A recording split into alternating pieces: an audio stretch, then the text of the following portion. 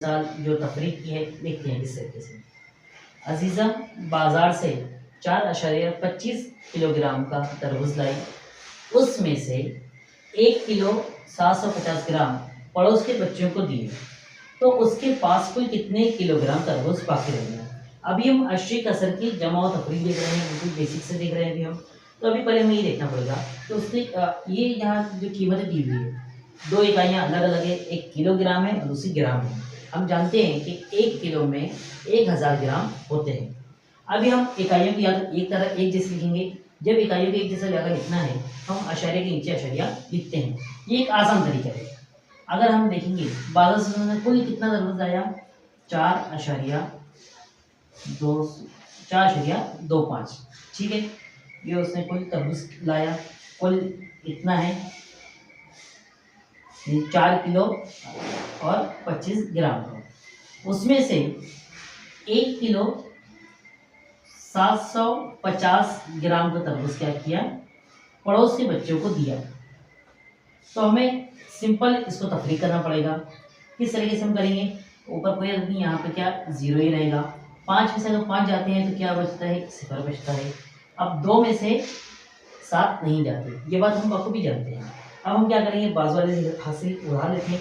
अगर हम इससे उधार लेंगे तो यहाँ पर ये कितना हो जाएगा, ये हो जाएगा 3 और ये कितना हो जाएगा, ये हो जाएगा 12। अब 12 में से अगर 7 जाते हैं तो कितना बचेगा, 3 और 2 5 बचेगा। उसके बाद यहाँ 3 में से 1 गए तो कितना बचेगा, 2। आशारे के नीचे हम आशारे लगा देंगे। तो अगर आप देखेंगे जवाब हमारे यहाँ जो आया है 2.500। अगर हम इसको ग्राम में लिखें तो 2 किलो और 500 ग्राम, ये हमारा जवाब होगा। 2 किलो और ये जो है 500 क्या है ग्राम। इस तरीके से हमारा जवाब होगा। अगर हम इसे दूसरे आधार में लिखें तो हम इसे 2.5 किलो भी लिख सकते हैं, इसकी कीमत भी सेम होगी। अभी किस तरीके से जब हम इनकी ज़र्ब देखेंगे उसमें आपका ये जो कंसेप्ट है आसानी से क्लियर हो जाएगा। तो उनके पास कितना तरबूज बचा, 250 ग्राम का तरबूज के पास बच गया है। ठीक है, सिंपल सा सवाल था, तफरीक का अमल हो रहा है। अशरी का सवाल तफरीक कर रहे हैं हम इस तरीके से, अशर के नीचे अशर लिखकर। जब ज़र्ब और तकसीम का अमल आएगा तो उसमें देखेंगे। ठीक, चलिए फ्रेंड्स, हम दूसरी मिसाल देखते हैं। ये जो इबारती मिसालें होती हैं बज़ाहिर हमें बड़ी नज़र आती हैं, लेकिन इनका हल आसान और मुख्तसर होता है, तो इन्हें समझने की देर होती है। अगली मिसाल देखते हैं अभी हम। रेहाना कार से 85.6 किलोमीटर फी घंटे की रफ्तार से सफ़र कर रही है, यानी कि वह 1 घंटे में 85.6 किलोमीटर का फासला तय करेगी। रास्ते में हिदायत दी गई थी कि कार की हद 55 किलोमीटर फी घंटा। तो बताइए आमद और रफ्त के उसूल की पाबंदी के लिए वो कार की रफ्तार कितनी कम करेगी। यहाँ बहुत सारी चीज़ दी हुई है, लेकिन हमारे जो काम की चीज़ें सिर्फ 2 आदत दिए हैं हमारे पास। नंबर 2 ही है, पहला कि उनकी इसकी कार की रफ्तार रहने की कितनी है, 85.6 है। और रास्ते पर जो तख्ती इबारत लिखी हुई है कि हमें उसूल की पाबंदी करनी है, तो कार की रफ्तार कितनी चाहिए, 55 किलोमीटर फी घंटे से ज़्यादा नहीं होनी चाहिए। तो वो अपनी कार की रफ्तार को कितना कम करेगी। जब सवाल हमारे पास ये आता है कि कार की रफ्तार को कितना कम करना है, तो जो एक्चुअल रफ्तार है उसमें से हमें जो रफ्तार जितनी करनी है उसको हम तफरीक कर देंगे। सिंपल सी मिसाल है, तो हम क्या करेंगे, पहले लिखेंगे उसकी रफ्तार कार की कितनी है, ये हम हल लिख रहे हैं 85.6, ये हमें पता है।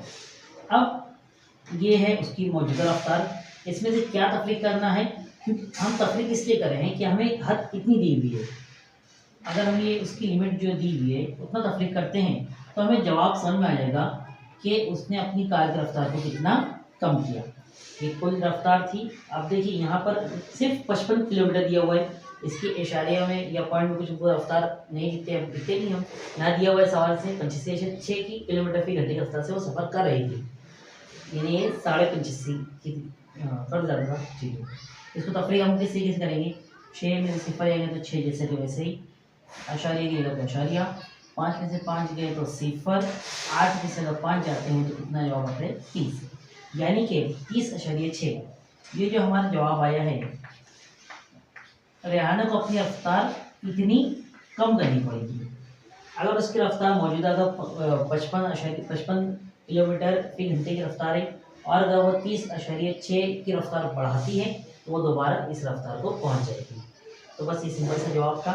और अभी हम सिर्फ अश्री कसरों की जमा और तफरीक देख रहे हैं। जब अगले अगले टॉपिक आएंगे तो उसमें हिसाब थोड़े से मुश्किल होंगे, मुश्किल नहीं उसको देखेंगे हम किस तरीके से होते हैं।